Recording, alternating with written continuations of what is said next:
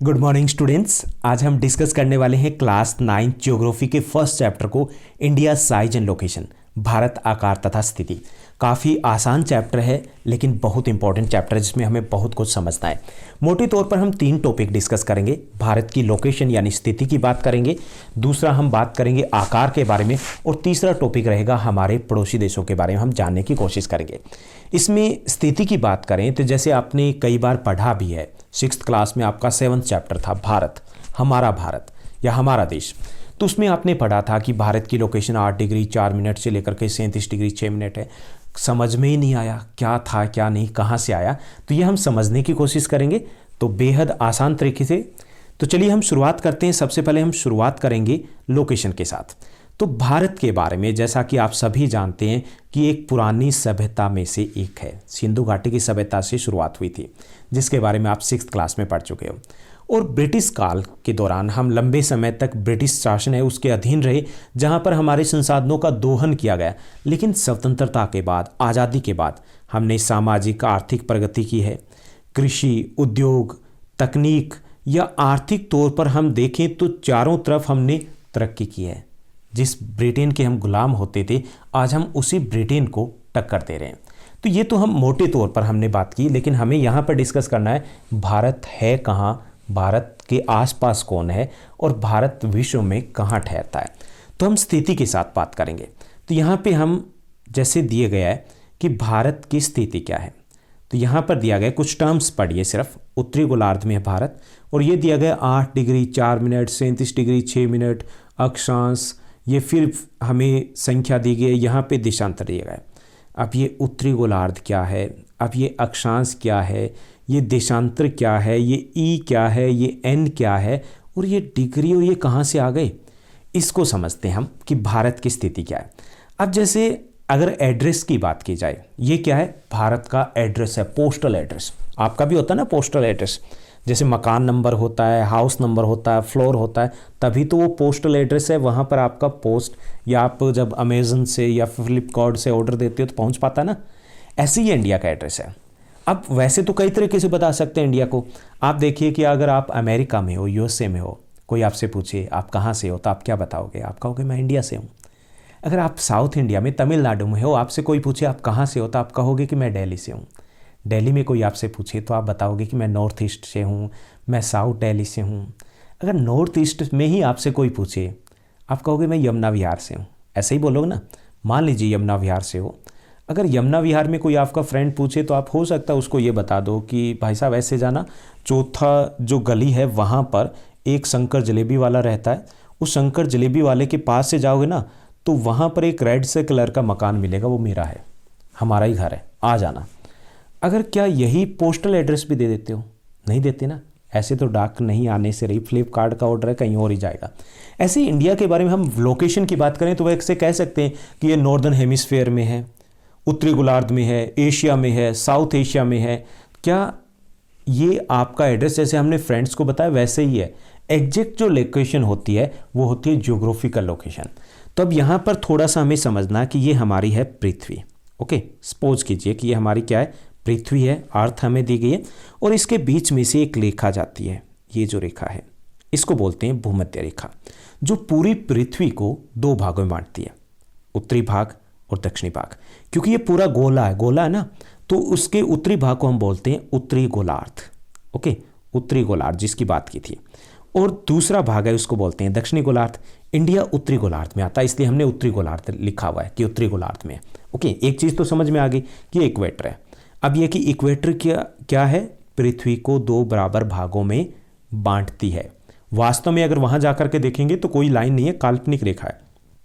ठीक है, लोकेशन को समझने के लिए मानी हुई रेखा। अब इसी काल्पनिक रेखा के समानांतर बहुत सारी रेखाएं हैं। ऐसे ये 0 डिग्री हो गई, 0 डिग्री है ना यहाँ पर, उसके बाद 1 degree 2 degree 3 degree 4 degree 90 degree तक जाती है, 90 तक। ऐसे ही साउथ में होता है 1 डिग्री 2 डिग्री 30 डिग्री 40। ओके, ऐसे 1 2 3 4 5 90 तक। 90 डिग्री है जहाँ पर अगर ग्लोब देखोगे जहाँ पर सुई लगी होती है, यानी कि ये बिंदु है, यहाँ पर लाइन नहीं है, ये बिंदु है बिल्कुल सेंटर में। ओके, तो ये हो जाता है यहाँ पे नॉर्थ पोल, ओके, उत्तरी ध्रुव, और ये हो जाता है दक्षिणी ध्रुव। अब हमें बहुत सारी चीज़ें समझनी है इसमें, क्लियर। तो यहाँ पे ये हो गया नॉर्थ पोल, ये हो गया साउथ पोल, ये हो गया इक्वेटर, यहाँ पर लाइनें हैं। अब जो ये लाइनें हैं, जो लेटी हुई लाइनें, उनको इंग्लिश में बोलते हैं लैटिट्यूड, हिंदी बोलते हैं अक्षांश रेखाएं। ये अक्षांश रेखाएं हैं। ये क्या है? अक्षांश रेखाएं। हमें क्या समझना है? इंडिया की लोकेशन समझनी है, उसके लिए ये समझना बेहद जरूरी है। ये अक्षांश रेखाएं, जो उत्तर वाली अक्षांश रेखाएं उत्तरी गोलार्ध की, उनके आगे हम एन लगाते हैं। क्या लगाते हैं? एन लगाते हैं। और साउथ वाले के आगे हम एस लगाते हैं, ताकि ये समझ में आ जाए कि ये उत्तरी अक्षांश है या दक्षिणी अक्षांश है। क्योंकि 1 डिग्री की लाइन है वो नॉर्थ में भी है और 1 डिग्री की लाइन साउथ में भी है। जैसे यहाँ पे दिया गया 30 डिग्री नॉर्थ भी है, 30 डिग्री साउथ भी है। तो पहचान कैसे होगी? उसके लिए हम एन लगाएंगे। ओके, तो इस तरीके से हम एन को यूज़ करते हैं। तो यहाँ पे हमने जो हमारी लोकेशन समझेंगे तो उसमें एन का भी मीनिंग क्लियर हो गया ना, कि वो जो लोकेशन दी गई वो उत्तरी गोलार्ध की है। एन का मतलब ये है। अब ये जो रेखाएं हैं, कितनी होगी देशांतर रेखाएं? यहाँ पे 0 डिग्री होगी 1, उसके बाद 90 नॉर्थ में, 90 साउथ में, कितनी होगी? 181 है। 181 हो गए ना, 90 डिग्री नॉर्थ और 90 साउथ। लेकिन एग्जैक्ट जो रेखाएं हैं वो 2 माइनस करनी पड़ेगी, वो है 179। 179 179 है, क्योंकि ये जो 90 डिग्री है वो तो डॉट है, बिंदु है। तो कितनी रह गई? 179 हमारी रेखाएं हैं, अक्षांश रेखाएं। तो ये अक्षांश समझ में आ गए ना। अब अक्षांश के साथ साथ दूसरी रेखाएं, फिर हम भारत की लोकेशन की बात करेंगे। ये जो खड़ी रेखाएं, लंबी रेखाएं हैं, इनको इंग्लिश में बोलते हैं लॉन्गिट्यूड। ये क्या है? ये लॉन्गिट्यूड है। ये जैसे यहाँ पर दी गई है, ये जो खड़ी हुई रेखाएं वो लॉन्गिट्यूड है, और ये जो पड़ी हुई रेखाएं हैं वो होती है लैटिट्यूड। ये अक्षांश और ये है देशांतर। जो देशांतर रेखाएं हैं वो ऐसे आती है, उत्तरी गोलार्ध से दक्षिणी गोलार्ध पे आके मिलती है, यहाँ पे ऐसे ऐसे आके मिलती है। ओके, जो इन दोनों में अंतर क्या है? जो इक्वेटर की समानांतर रेखाएं हैं, अक्षांश रेखाएं, उनके बीच की दूरी एक बराबर रहती है, लगभग 111 किलोमीटर के आसपास। ऐसे ऐसे बराबर रहेगी बॉल के चारों तरफ। और ये सर्कल है, पूरा पूरा सर्कल है ना। ये यहाँ से शुरू हुई, इसके बॉल के उस साइड से घूम के यहाँ आ गई। ओके, जो पृथ्वी के, तो ये सर्कल है, इसलिए इनकी संख्या 179 है। ये जो है सेमी सर्कल है, यानी कि यहाँ से यहाँ तक एक, और इसके दूसरी साइड जाएगी तो वो दूसरी मानी जाएगी। ये जो रेखाएं हैं वो है 360 देशांतर रेखाएं। अब हम इंडिया के लोकेशन की बात करेंगे। यहाँ पर इतना समझ में आ गया कि देशांतर और अक्षांश रेखाएं होती है, और उसके बेस पर हमारी ज्योग्राफिकल लोकेशन दी गई। इंडिया जो आता है, अब इसको हम ब्लैंक मान लेते हैं, जो आपको दिख रहा है उसको भूल जाइए। तो इंडिया कहाँ है? इंडिया उत्तरी गोलार्ध में। पहले हमें उत्तरी गोलार्ध में हमें देखना कि 8 डिग्री की रेखा मान लीजिए यहाँ से गुजरती है। ओके, तो 8 डिग्री से शुरू होकर के कहाँ तक है? 37 डिग्री तक है। 8 डिग्री 4 मिनट से लेकर के कहाँ तक है? 37 डिग्री, 37 डिग्री 6 मिनट के बीच में। कहाँ? नॉर्दर्न लैटिट्यूड है, उत्तरी अक्षांश है। तो हमें पहली चीज़ तो समझ में आ गई कि भारत जो है उत्तरी गोलार्ध में हमें देखना 8 डिग्री वाली लाइन। हमने यहाँ से इसको देख लिया, 8 डिग्री की लाइन है, और यहाँ से लेकर के 37 डिग्री के बीच में फैला हुआ है। ओके, पहली चीज़ समझ में आ गई ना, कि वो क्या है? हमारा अक्षांश या विस्तार है, हम कितने के बीच में। लेकिन ये कंप्लीट नहीं होगा अगर हम इसमें एन नहीं लिखेंगे, क्योंकि 8 डिग्री की लाइन तो यहाँ भी है और 37 की यहाँ भी है। तो एन लिखना जरूरी है और अक्षांश लिखना जरूरी है, दोनों चीज़ें लिखनी पड़ेगी ना। तो ये हो गया हमारा अक्षांश या विस्तार, कि ऊपर से नीचे से ऊपर तक हम कहाँ हैं। उसके बाद आती है देशांतर रेखाएं, क्योंकि उसके बिना तो हमें कन्फ्यूजन रहेगी, क्योंकि 8 डिग्री की लाइन तो यहाँ भी है, यहाँ भी है, यहाँ भी है, यहाँ भी है, चारों तरफ घूम रही है ना। तो देशांतर रेखाएं भी हमें पता करनी है। तो देशांतरी हमारा विस्तार है 68 डिग्री 7 मिनट से लेकर के 97 डिग्री 25 मिनट ईस्टर्न देशांतर है। ओके, ई लिखा हुआ ना, ईस्टर्न देशांतर, क्योंकि यहां पर भी ये जो ग्रीनविच मीन टाइम है, ये जो ब्रिटेन के पास से गुजरती है, इसको क्या माना गया? प्राइम मेरिडियन माना गया। पूरे विश्व का टाइम है, यानी कि इस पर जब सूर्य चमकता है सीधा तो तब 12 बजे माने जाते हैं। उसी के अकॉर्डिंग हमने घड़ियां सेट कर रखी है पूरे विश्व की। तो इससे इस साइड वाला जो पार्ट है वो है वेस्टर्न, और इस साइड वाला ईस्टर्न। हम किस में आते हैं? इसमें आते हैं। यानी कि जो हमारा ग्लोब है वो उत्तरी गोलार्ध और दक्षिणी गोलार्ध भी है, ऐसे ही पूर्वी गोलार्ध और पश्चिमी गोलार्ध भी है। तो हम पूर्वी गोलार्ध में आते हैं, तो हम क्या देखेंगे? पूर्वी गोलार्ध में हम देखेंगे 68 डिग्री की। ओके, क्योंकि ये 68 डिग्री की है, वो दोनों गोलार्ध में है। तो हम देखेंगे कि यहाँ पे 8 डिग्री 4 मिनट से 37 6, फिर हम देखेंगे 68 7 से, यही है ना, 68 डिग्री 7 से 97 डिग्री 25 मिनट। तो ऐसे ये लिया गया कि इंडिया इसके बीच में स्थित है। ओके, तो इसके बीच में इंडिया, तो यहाँ से हमें ये लोकेशन मिली है कि ये लाइनें है क्या। मैटर क्या करती है, कैसे करती है। तो चलिए अब हम थोड़ा सा बैकवर्ड जाते हैं, उसके बाद हम बात करते हैं कि इंडिया की लोकेशन क्या है।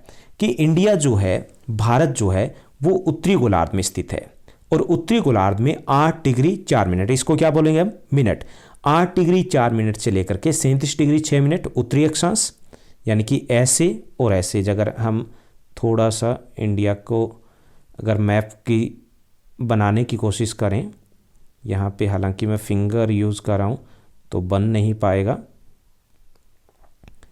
तो यहाँ से अगर हम देखें थोड़ा सा, तो यहाँ से यहाँ तक की बात की जाए तो 8 डिग्री 4 मिनट से लेकर के 37 डिग्री 6 मिनट तक यहाँ होगा, और यहाँ 68 डिग्री से लेकर के 97 डिग्री की लाइन जाती है। तो ये हमारा विस्तार हो गया कि उत्तरी गोलार्ध में 8 डिग्री 4 मिनट से लेकर के 37 डिग्री 6 मिनट उत्तरी अक्षांश तथा 68 डिग्री 7 मिनट से लेकर के 97 डिग्री 25 मिनट पूर्वी देशांतर के बीच स्थित है। यह आपका इस चैप्टर का मोस्ट इंपॉर्टेंट क्वेश्चन है, जो एमसीक्यू में आएगा या फिर आपका जो 3 मार्क्स में क्वेश्चन आ सकता है कि भारत की भौगोलिक स्थिति लिखिए। ओके, क्लियर कि ये कहाँ से ली गई है। अब हम आगे बढ़ते हैं। ये तो लोकेशन की बात हुई। जैसे यहाँ पे हम देख ही पा रहे हैं, भारत में जो कर्क रेखा है वो भारत के लगभग मध्य से गुजरती है। कर्क रेखा है यानी कि पूरा जो ग्लोब है उसमें ये हो गई इक्वेटर, भूमध्य रेखा, और 23.5 डिग्री 23 डिग्री 30 मिनट की जो रेखा है, 23 डिग्री 30 मिनट की यहाँ पे दिया गया ना वैल्यू, उस रेखा का नाम दिया गया कर्क रेखा। नॉर्थ दिया गया ना, नॉर्थ है, ये कर्क रेखा है। ऐसे ही 23 डिग्री 30 मिनट की जो साउथ में रेखा है वो है मकर रेखा कहलाती है। क्या कहलाती है? मकर रेखा। तो जो कर्क रेखा वो भारत के बिल्कुल बीच में से गुजरती है, भारत को लगभग 2 बराबर भागों में बांटती है, और ये भारत के 8 राज्यों से होकर के गुजरती है। 8 राज्य कौन से? ये है मित्र पर गमछा झाड़, इससे आप आसानी से समझ पाओगे। मी से हो गया मिजोरम, त्रै से त्रिपुरा, पै से पश्चिम बंगाल, रैच से राजस्थान, गै से गुजरात, मै से मध्य प्रदेश, छ से छत्तीसगढ़, झाड़ से झारखंड। तो ये 8 राज्य हैं जिनसे होकर के गुजरती है कर्क रेखा, और कितने भागों में बांटती है भारत को? लगभग 2 बराबर भागों में बांटती है। तो आपका जो क्वेश्चन था पीछे वर्कशीट में भी था कि कर्क रेखा भारत को 2 बराबर भागों में बांटती है या फिर 23 डिग्री 30 मिनट की रेखा है, तो ये दोनों ही है, इसलिए वो आंसर था बोथ था। अब ये तो बात हो गई कि भारत कहाँ है, कर्क रेखा से भी आइडिया हो गया कि कर्क रेखा वो लगभग भारत के बीच में से गुजरती है। इसकी मुख्य भूमि के अलावा, ये तो मुख्य भूमि की बात की थी, हमारे दक्षिण पूर्व में अंडमान निकोबार द्वीप समूह है जो मुख्य भूमि के अलावा है, और दक्षिण पश्चिमी दिशा की बात करें तो लक्षद्वीप समूह है जो अरब सागर में स्थित है, जिसकी स्थिति को हमने उसमें इंक्लूड नहीं किया है। तो ये तो बात हो गई स्थिति कि हम कहाँ है, एशिया महाद्वीप में, दक्षिण एशिया में है, उत्तरी गोलार्ध में, और 8 डिग्री 4 मिनट से लेकर के 37 डिग्री 6 मिनट उत्तरी अक्षांश तथा 68 डिग्री 7 मिनट से लेकर के 97 डिग्री 25 मिनट पूर्वी देशांतर के बीच स्थित है। अब हम थोड़ा सा आगे बढ़ते हैं, आकार की बात करते हैं इंडिया की। तो भारत का जो कुल क्षेत्रफल है वो है 3.28 मिलियन वर्ग किलोमीटर। इसको आप ऐसे भी लिख सकते हो 32.8 लाख वर्ग किलोमीटर भी कर सकते हो, अगर लाख में लिखना चाहो तो। पूरा लिखना चाहो तो ये होगा 32,87,263 वर्ग किलोमीटर। यहाँ पे कुछ भी नहीं लिखना पड़ेगा, तो आप कैसे भी लिख सकते हो कि भारत का जो क्षेत्रफल है वो 3.28 मिलियन वर्ग किलोमीटर है, और ये पूरी पृथ्वी का 2.4% होता है। कितना होता है? 2.4% है ये। ओके, लेकिन अगर हम एरिया वाइज तो 2.4%, अगर पॉपुलेशन की बात करें, जनरल वैसे ही डिस्कस करें, लगभग 18% जो लोग हैं पूरे विश्व के वो अकेले इंडिया में रह रहे हैं। 18%, यानी हर छठा व्यक्ति इंडियन है। तो यहाँ पर हम इसीलिए जो सारी समस्याएं वो इसी के कारण जुड़ी है कि एरिया हमारे पास कम है लेकिन पॉपुलेशन है वो ज़्यादा है। अगर हम एरिया वाइज बात करें, जो हमारे पास 3.28 मिलियन स्क्वायर किलोमीटर है, वर्ग किलोमीटर है, और ये हमारा कुल क्षेत्रफल का कितना है? 2.4%। अगर इसके आधार पे हम देखें तो हम दुनिया में 7वें स्थान पर आते हैं, यानी भारत से 6 देश बड़े हैं। 6 बड़े देश कौन से हैं? यहाँ पर देखिए कि ये 6 बड़े देश हैं जो आकार में भारत से बड़े हैं। पहले स्थान पे रशिया है, 5.5 गुना बड़ा है। कितना बड़ा है? 5.5 गुना बड़ा है, और उसकी जनसंख्या पता है कितनी है? यूपी की जनसंख्या से भी कम है, उत्तर प्रदेश की जनसंख्या से भी कम है। खाली खाली सा लगेगा, अगर हम जाएं तो मन ही नहीं लगेगा वहाँ पर। दूसरा है कनाडा, जो भारत से लगभग 3 गुना बड़ा है। तीसरे स्थान पे आता है यूएसए, जो भारत से लगभग 3 गुना बड़ा है। चौथे स्थान पे चाइना है जो भारत से लगभग 3 गुना बड़ा है, ब्राज़ील जो भारत से लगभग 3 गुना बड़ा है, और उसके बाद आता है ऑस्ट्रेलिया जो भारत से लगभग 2.5 गुना बड़ा है, और 7वें स्थान पर आता है इंडिया, विश्व का 7वां सबसे बड़ा देश है। तो सबसे बड़ा देश कौन सा विश्व का, वो है रसिया। उसके बाद कनाडा, यूएसए, चाइना, ब्राज़ील और ऑस्ट्रेलिया आते हैं। तो ये बात हुई हमारे आकार की कि हम आकार के अनुसार कौन सी पोजीशन पे हैं। अगर हम भारत के विस्तार की बात करें कि भारत की लंबाई, चौड़ाई इत्यादि देखें, तो भारत की जो स्थलीय सीमा है, यहाँ देखिए कि ये मैप में हम देख पाएंगे। तो यहाँ पर जो भारत की स्थलीय सीमा है, स्थलीय सीमा मतलब यहाँ से लेकर के यहाँ तक, ये पूरी स्थलीय सीमा है, यहाँ से ये स्थलीय सीमा होगी ना, यहाँ, तो ये 15,200 किलोमीटर है। कितनी है? 15,200 किलोमीटर के आसपास। और जो भारत की जलीय सीमा है, जो तटीय सीमा है, वो है 7,516, यहाँ से लेकर के 7,516 किलोमीटर। अगर लगभग लिखोगे तो भी चलेगा, 16.6 किलोमीटर के आसपास है। तो ये हमारी तटीय सीमा, यानी कि भारत का आकार है 7वें स्थान पर आते हैं, लेकिन फिर भी भारत का आकार काफ़ी विशाल है। तो हमारी स्थलीय सीमा है, उसकी कुल लंबाई है 15,200 किलोमीटर, जो 1 मार्क्स के लिए इंपॉर्टेंट क्वेश्चन बनता है, और तट रेखा की कुल लंबाई है वो 7,516.6 किलोमीटर के आसपास है। और भारत का जो अक्षांशीय और देशांतरीय विस्तार देखें, अक्षांशीय विस्तार और देशांतरीय विस्तार वो 30 डिग्री है। जैसे ये देखिए 8 डिग्री 4 मिनट से 37 डिग्री 6 मिनट हो गए, लगभग 30 हो गए ना, लगभग 30 है। ऐसे ही 68 डिग्री 7 से 97 2-5 मिनट, ये भी लगभग 30 है ना, 30 डिग्री के आसपास है।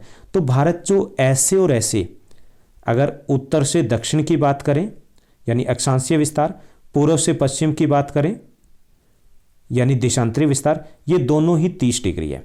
लेकिन एक चीज़ आपने देखी होगी कि यहाँ पे हम मैप में इसमें देखिए, ये पूरा तो नहीं दिख रहा, लेकिन फिर भी हम आइडिया लगा सकते हैं कि भारत की ये जो लंबाई है ये हमें ज़्यादा लंबी लग रही है, जबकि 30 डिग्री है, और ये हमें चौड़ाई है वो कम लग रही है, जबकि लिखने में हमने अभी पढ़ा कि ये 30 डिग्री है। इसका कारण क्या है? इसका कारण ये है कि जो अक्षांश है 30 डिग्री, उनके बीच की दूरी है, अक्षांशों के बीच की दूरी हमेशा एक जैसी रहती है। अब जैसे आप अंदाज़ा लगाइए, एक एग्जांपल हम लेते हैं कि आपने अपने हाथों से माप ले रहे हो, ठीक है, आपने 20 अपने हाथ से किसी चीज़ को मापा, और एक छोटे बच्चे ने मापा 20 हाथ, क्या दोनों की लंबाई एक जैसी होगी? नहीं, उसके हाथ छोटे हैं। तो यही देशांतर के साथ है, जो देशांतर है तो 30, लेकिन वो जैसे जैसे इक्वेटर से, भूमध्य रेखा से आगे जाते हैं, क्योंकि उन्हें एक ही बिंदु मिलना है, तो उनके बीच की दूरी वो कम होती जाती है। तो इसलिए जो देशांतर है तो 30 ही, लेकिन उनकी दूरी आपस की कम है, इसलिए वो यहाँ पे जो हमारी चौड़ाई है वो कम है 30 होने के बावजूद, जबकि लंबाई है वो अधिक है। हमारी लंबाई चौड़ाई की बात करें तो हमारी जो लंबाई है वो 3214 किलोमीटर है, 3214 किलोमीटर है, यानी कश्मीर से लेकर के कन्याकुमारी तक जाते हैं तो। और जबकि हमारी जो चौड़ाई है वो 2933 किलोमीटर है, 2933 किलोमीटर, लगभग 300 किलोमीटर के आसपास का डिफरेंस है, यानी कि चौड़ाई हमारी कम है 2933 किलोमीटर, जबकि लंबाई हमारी 3214 किलोमीटर के आसपास है। तो ये हमारा जो देशांतरीय और अक्षांशीय विस्तार है दोनों है 30 डिग्री दोनों, लेकिन लंबाई चौड़ाई में अंतर है। अंतर होने का कारण ये है कि जो अक्षांश है उनके बीच की दूरी एक समान रहती है, जबकि देशांतर है वो क्या होते जाते हैं, छोटे होते जाते हैं जैसे जैसे ध्रुवों की तरफ बढ़ते हैं। तो इसीलिए हमारी पूर्व पश्चिम से जो चौड़ाई है वो उत्तर दक्षिण जो लंबाई है उससे छोटी प्रतीत होती है, प्रतीत ही नहीं होती, छोटी ही है। हालांकि देशांतर और अक्षांशीय विस्तार 30 डिग्री रहेगा। अब हमने एक और चीज़ हमें समझनी है कि हमारे बीच में जो देशांतर की रेखा जाती है 82.5 डिग्री की, 82 डिग्री 30 मिनट की रेखा, इसको हमने स्टैंडर्ड मेरिडियन माना हुआ है, यामोत्तर हिंदी में लिखा होता है। यानी हमने जो समय लिया हुआ है वो इस रेखा से लिया हुआ है। कहाँ से गुजरती है? ये मिर्ज़ापुर है इलाहाबाद के पास, इलाहाबाद के पास नैनी है, नैनी के पास मिर्ज़ापुर कोई गांव है, छोटा सा इलाका है, तो वहाँ से रेखा जाती है जहाँ से हमने लिया समय, यानी कि बीच में से लिया है, बिल्कुल इंडिया के सेंटर में आती है 82.5 डिग्री। देखिए 97 डिग्री है और यहाँ पे 68 डिग्री है, तो यहाँ पर लगभग हमने क्या ले लिया कि इसमें 14 प्लस कर दिए लगभग, और यहाँ पर भी लगभग 14 के आसपास रहता है। तो हमने बीच में से रेखा ली है। तो बीच में से क्यों ली है? इसका कारण ये है कि थोड़ा सा हम देख लेते हैं यहाँ पर कि बीच में से अगर ना लें हम, तो हमारा जो विस्तार है वो 30 डिग्री है यहाँ से यहाँ तक, यानी कि यहाँ गुजरात लगा लीजिए और यहाँ अरुणाचल प्रदेश लगा लीजिए, तो यहाँ पर 30 डिग्री का अंतर है। अब जो पृथ्वी घूमती है वो कैसे घूमती है? पश्चिम से पूर्व की तरफ घूमती है। पश्चिम से किस साइड जाती है? पूर्व की तरफ, ईस्ट की तरफ जाती है। अब हम अपने हाथ को घुमाइए, ओके, आपके थंब को अपनी साइड लीजिए और जो छोटी उंगली है उसको दूसरी साइड लीजिए। अब उसको घुमाइए ऊपर की तरफ, तो ऐसे ही पृथ्वी घूम रही है। क्लियर? ऐसे ही जो पृथ्वी घूम रही है, तो जो अंगूठा है ऐसे ना, तो वो गुजरात लगा लीजिए और जो छोटी उंगली है उसको लगाइए आप अरुणाचल प्रदेश। अब जैसे वो नीचे की तरफ जाएगी तो ऐसे हमारी पृथ्वी घूम रही है। अब जैसे नीचे की तरफ उल्टा कर लीजिए अपने हाथ को, तो अब जब सूर्य उदय कैसे होता है? सूर्य तो एक ही जगह है, पृथ्वी ही घूम रही है ना, तो जैसे वो नीचे से आएगा तो सबसे सामने कौन आएगा? ऊपर छोटी उंगली आएगी ना, अरुणाचल प्रदेश। तो सूर्योदय है वो सबसे पहले किस में होता है? वो होता है अरुणाचल प्रदेश में। कहाँ होगा? अरुणाचल प्रदेश में होगा। यहाँ पर देखिए कि ऐसे घूम रही है पश्चिम से पूर्व की तरफ, तो ये सूर्य के सामने पहले आ जाता है अरुणाचल प्रदेश। तो एक तो क्वेश्चन ये बनता है कि सूर्योदय सबसे पहले कहाँ होगा? अरुणाचल प्रदेश में, क्योंकि ये सूर्य के सामने पहले आएगा। और गुजरात है वो बाद में आएगा, सबसे लास्ट में, क्योंकि पश्चिम में रह गया, ऐसे घूमते घूमते आएगा। तो ओके, अगर आप ग्लोब पे भी इस मैप को देखिए तो ऐसे ही आएगा। अब इसमें और यहाँ में 2 घंटे का अंतर आ जाता है। कितना अंतर आ जाता है? 2 घंटे का, क्योंकि दोनों के बीच में जो दूरी है वो है 30 डिग्री अक्षांश की। कितनी डिग्री अक्षांश की? 30 डिग्री अक्षांश की। और सूर्य 1 डिग्री अक्षांश को पार करने में लेता है 4 मिनट। 4 मिनट लेता ना, तो 30 डिग्री को पार करने में कितने मिनट लेगा? 30 गुना में 4, 120 मिनट। इसीलिए गुजरात और अरुणाचल प्रदेश के समय में 2 घंटे का अंतर आ जाता है। तो अगर आपको लिखना पड़े, मोस्ट इंपॉर्टेंट क्वेश्चन में से एक है ये इस चैप्टर का। पहला हमारा बनता है स्थिति बतानी है, भारत की लोकेशन, और दूसरा क्वेश्चन बनता है कि अरुणाचल प्रदेश और गुजरात में 2 घंटे का अंतर क्यों है। तो इसका आप बताओगे कि अरुणाचल प्रदेश पूर्व में है, गुजरात पश्चिम में। सूर्योदय पहले पूर्व में होता है, अरुणाचल प्रदेश में होता है। गुजरात और अरुणाचल प्रदेश के बीच में 30 डिग्री का अंतर है। तो 1 डिग्री को पार करने में सूर्य लेता है 4 मिनट, तो 30 डिग्री को पार करने में लेता है सूर्य 120 मिनट लेगा। इसलिए यहाँ और यहाँ में सूर्योदय में 2 घंटे का अंतर आ जाता है। अब ये देखिए कि हम अगर टाइम ये ना लेते, हम टाइम अगर यहाँ का लेते या यहाँ का लेते तो कितनी गड़बड़ हो जाती, क्योंकि हमने बीच का टाइम इसीलिए लिया ताकि कन्फ्यूजन ना रहे। जैसे रशिया में है तो बहुत सारे टाइम जोन है, तो हमने ये ले लिया कि यहाँ पर और यहाँ पर 1 घंटे का ही अंतर दिखता है, क्यों हमने टाइम जोन ले लिया है 82.5 डिग्री का। अगर ये नहीं लेते, हम भी बहुत सारे टाइम जोन बना देते तो बड़ी सारी कन्फ्यूजन होती, क्योंकि फिर हमें शायद टीवी में गर्ल्स को, फीमेल्स को ज़्यादा कन्फ्यूजन होती, क्योंकि टीवी वाले बताते देखिए कुमकुम भाग्य रात को 7 बजे अरुणाचल प्रदेश में, 7:30 बजे बिहार में देखिए, 8 बजे यूपी में देखिए, और रात को 9 बजे देखिए गुजरात में। कन्फ्यूज़ हो जाते हैं किस टाइम क्या होगा, मैच को लेकर के हमें भी कन्फ्यूजन होती। तो इसलिए हमने ये किया कि बीच में से टाइम जोन सेट कर लेते हैं जो पूरे देश में एक जैसा टाइम रहेगा। तो ये भी एक इम्पॉर्टेंट है कि भारत की जो समय रेखा है वो क्या है, स्टैंडर्ड मेरिडियन कौन सी है, तो 82 डिग्री 30 मिनट पूर्वी दिशांतर, ईस्टर्न आप दिशांतर लिखोगे, ओके, क्योंकि ये पूरा नहीं लिखेंगे तो ये सही नहीं होगा। तो वहाँ से हमने समय लिया है। और दूसरा क्वेश्चन आपको समझ में आ गया होगा कि गुजरात में सूर्य पहले नहीं बल्कि बाद में उदय होता है, क्यों होता है? तो इसका सिंपल हम लिख सकते हैं कि ये पश्चिम में है और पृथ्वी है वो पश्चिम से पूर्व की तरफ घूमती है, तो पहले सूर्य के सामने अरुणाचल प्रदेश आता है, तो वहाँ पहले उदय होता है। दूसरा क्वेश्चन अगर डिटेल में पूछ लिया जाए 2 घंटे का अंतर क्यों है, तो हमें बताना है कि 30 डिग्री का अंतर है दोनों में, 1 डिग्री में 4 मिनट लगते हैं, तो 30 में 30 गुना 4 120 मिनट लगेंगे, इसलिए 120 मिनट यानी 2 घंटे का अंतर है।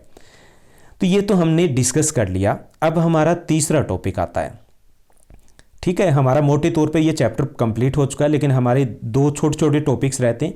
एक टॉपिक है भारत और विश्व, कि भारत विश्व में जहाँ पर लोकेशन है उसका क्या फ़ायदा है।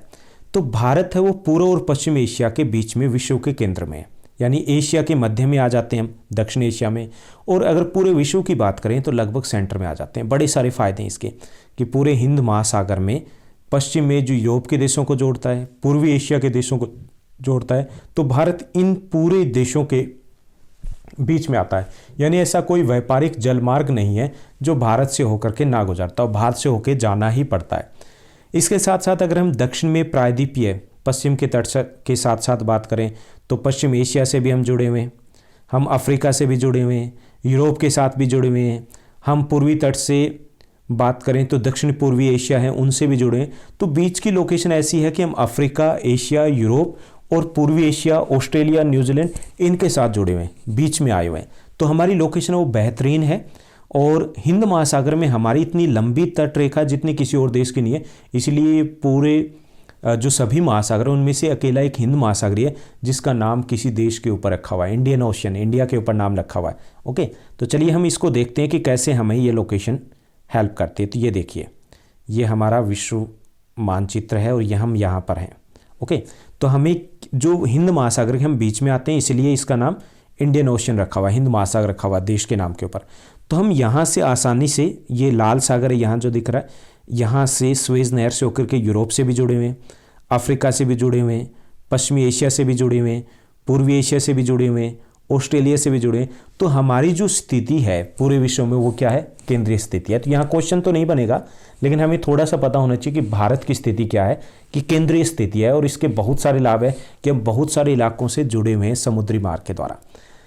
अब हम थोड़ा सा देखते हैं कि हम बीच में तो आ गए इंडियन ओशन के, इससे हमें लाभ क्या है? ये क्वेश्चन बनेगा 3 मार्क्स के लिए कि हमारी जो केंद्रीय अवस्थिति है उससे हमें क्या लाभ है। तो 3 लाभ है हमें बीच में होने के। पहला जो लाभ है सांस्कृतिक आदान प्रदान, कि हमारे अभी ही नहीं बल्कि पुराने समय से दूसरे देशों के साथ हम समुद्री मार्ग से जुड़े रहें, जिससे सांस्कृतिक आदान प्रदान हुआ। इसी के कारण जो विभिन्न धर्म है वो भारत में पहुँचे, भारत से विभिन्न धर्म है वो दूसरे देशों में पहुँचे, एक दूसरे की संस्कृति के बारे में जाना। तो सांस्कृतिक आदान प्रदान में मदद मिलती रही है और आज भी हम जुड़े हुए हैं। दूसरा, व्यापार में वृद्धि हुई है, क्योंकि हम समुद्र में, लंबी तटरेखा हमारी हिंद महासागर के बीच में, तो बहुत सारी बंदरगाहें हैं जिससे हम विश्व में हर देश के साथ लगभग व्यापार कर रहे हैं समुद्री रास्तों से। हमारा जो 95% जो व्यापार है वो समुद्री रास्ते से ही हो पा रहा है, और ये इसी केंद्रीय अवस्थिति के कारण हो पा रहा है। तीसरा है खनिज संसाधनों की प्राप्ति, की जो लंबी तटरेखा है हिंद महासागर में, लंबी तटरेखा ना, तो इसके भी कई सारे फायदे हमें मिल रहे हैं कि हमें जैसे खनिज हैं काफ़ी सारे, जो समुद्र से खनिज, जैसे हमें मछली पालन में मदद मिल रही है, हम नमक वगैरह उनसे निकाल पा रहे हैं। तो कई सारे समुद्री जो खनिज है वो भी हमें मिल पाते हैं आसानी से। तो ये 3 बड़े लाभ हैं कि सांस्कृतिक आदान प्रदान हो रहा है, व्यापार में वृद्धि हो रही है और सस्ता व्यापार भी है समुद्री रास्ते से, और तीसरा हमें खनिज संसाधनों की प्राप्ति होती है। तो ये 3 लाभ है केंद्रीय अवस्थिति के। उसके बाद हम लास्ट जो टॉपिक डिस्कस करेंगे वो है पड़ोसी देश हमारे, कि कौन कौन से पड़ोसी देश हैं। तो अगर वर्तमान में बात की जाए तो भारत में 28 राज्य और 8 केंद्र शासित प्रदेश है। 8, काफ़ी सारे वर्कशीट में जो आपने किया होगा तो कंफ्यूज थे कि 9 है या 7 है। तो हमारे 29 राज्य और 7 केंद्र शासित प्रदेश थे। उनमें से एक राज्य कम हो गए, जम्मू कश्मीर, उसके बन गए 2 केंद्र शासित प्रदेश। तो कितने हो गए? 9, यानी 28 राज्य और 9 यूनियन टेरिटरीज हो गई थी केंद्र शासित प्रदेश। अब इसमें से एक और कम हो गया, कब? 26 जनवरी 2020 को दादरा नगर हवेली और दमन और दीव है उनको मिला दिया गया है, मर्ज कर दिया गया, तो अब रह गए 8। तो हमारे भारत में 28 राज्य और 8 केंद्र शासित प्रदेश हैं। और भारत के ये पड़ोसी देश हैं। उत्तर पश्चिमी दिशा में पाकिस्तान और अफगानिस्तान है। उत्तर दिशा में नॉर्थ की बात करें तो चाइना, नेपाल और भूटान आते हैं। पूर्व की बात करें तो म्यांमार और बांग्लादेश हैं। दक्षिण की तरफ जाएं, साउथ की तरफ, तो श्रीलंका और मालदीव है। इन देशों के साथ जो हमारे ये देश हैं 7, इनके साथ हमारी स्थलीय सीमा लगती है और इन 2 देशों के साथ हमारी जलीय सीमा लगती है। तो चलिए हम मैप में और देख लेते हैं कहाँ पे कौन से देश दिए गए। यहाँ देखिए कि ये हमारे पड़ोसी देश हैं, पाकिस्तान, अफ़गानिस्तान, यहाँ पर सीमा लगती है जम्मू कश्मीर के साथ। उसके बाद चाइना, यहाँ नेपाल, यहाँ भूटान, म्यांमार और बांग्लादेश। टोटल 7 कंट्रीज़ है जिनके साथ हमारी सीमा लगती है, स्थलीय सीमा। दक्षिण की तरफ अगर हम जाएं तो 2 देश हैं जो हमारे जलीय पड़ोसी देश हैं। 2 देश हैं जो जलीय पड़ोसी देश हैं। यहाँ श्रीलंका है और यहाँ पर मालदीव है। यहाँ पर जो मैप में शो नहीं किया जाता, छोटा सा देश है, एशिया का सबसे छोटा देश है मालदीव। तो ये 2 हमारे जलीय पड़ोसी देश हैं। तो 7 जमा 2 यानी कि 9 हमारे पड़ोसी देश आते हैं। अब इसमें से कई बार क्वेश्चन पूछ लिया जाता है कि सबसे लंबी और सबसे छोटी सीमा किसके साथ है। तो ये बांग्लादेश के साथ सबसे लंबी सीमा और अफगानिस्तान के साथ सबसे छोटी सीमा है। ये मैंने बता दिया। अगर मैं आपसे पूछता तो आप में से ज़्यादातर रिप्लाई देते कि सर चाइना, कुछ कहते कि पाकिस्तान के साथ, क्योंकि देखने में ऐसा ही लगता है, लेकिन बांग्लादेश के साथ साथ जिग-जैग वे में है। यहाँ देखिए कि जिग-जैग वे में दिए गए हैं। ऐसे यहाँ पे भी इतनी नहीं दिख रही, वरना ये काफ़ी ऐसे कटी फटी है जिग-जैग वे में, तो इसके कारण ये सबसे लंबी सीमा हमारी किसके साथ लगती है? बांग्लादेश के साथ। इसको याद करने का एक आसान सा तरीका है। आसान सा तरीका ये है, एक लाइन है, बचपन में MBA किया, ये हमारे स्थलीय पड़ोसी देश है सीरियल वाइज, सबसे लंबी, उससे छोटी, उससे छोटी, तो ब से बांग्लादेश, सबसे लंबी सीमा बांग्लादेश के साथ है। च से चाइना, उसके बाद चाइना के साथ। पै से पाकिस्तान, तीसरे स्थान पे पाकिस्तान के साथ है। न से नेपाल, उसके बाद चौथे स्थान पे नेपाल के साथ सीमा लगती है। मैं से म्यांमार, उसके बाद बी से भूटान, और लास्ट में ए से अफगानिस्तान। सबसे छोटी अफगानिस्तान और सबसे बड़ी बांग्लादेश। बचपन में MBA किया। ओके, तो आज हमने 2 फॉर्मूले भी किए। मित्र पर गमछा झाड़, उससे हमें 8 वो देश मिल जाएंगे जिनसे करक रेखा, 8 वो राज्य मिल जाएंगे जिनसे होकर करक रेखा जाती है। और बचपन में MBA किए से हम याद रख पाएंगे सीरियल वाइज सबसे बड़ी जो सीमा लगने वाला देश है उससे सबसे छोटी सीमा लगने वाले देश के साथ। तो हमने ये बात की पड़ोसी देशों की। इसमें एक और चीज़ है जो कई बार हमने चैप्टर में आया कि प्रायद्वीप, प्रायद्वीपीय भारत क्या है। तो प्रायद्वीप क्या होता है? जो ज़मीन चारों ओर से पानी से घिरी होती है उसको बोलते हैं द्वीप, और जो ज़मीन किससे 3 ओर से पानी से घिरी होती है तो उसको बोलते हैं हम प्रायद्वीप। तो हमारा जो दक्षिण भारत है, ये वाला भारत जितना यहाँ से दिखाई देता है, तो यहाँ पे अरब सागर, यहाँ बंगाल की खाड़ी और यहाँ इंडियन ओशन आ जाता है, तो इसको हम बोलते हैं प्रायद्वीपीय भारत।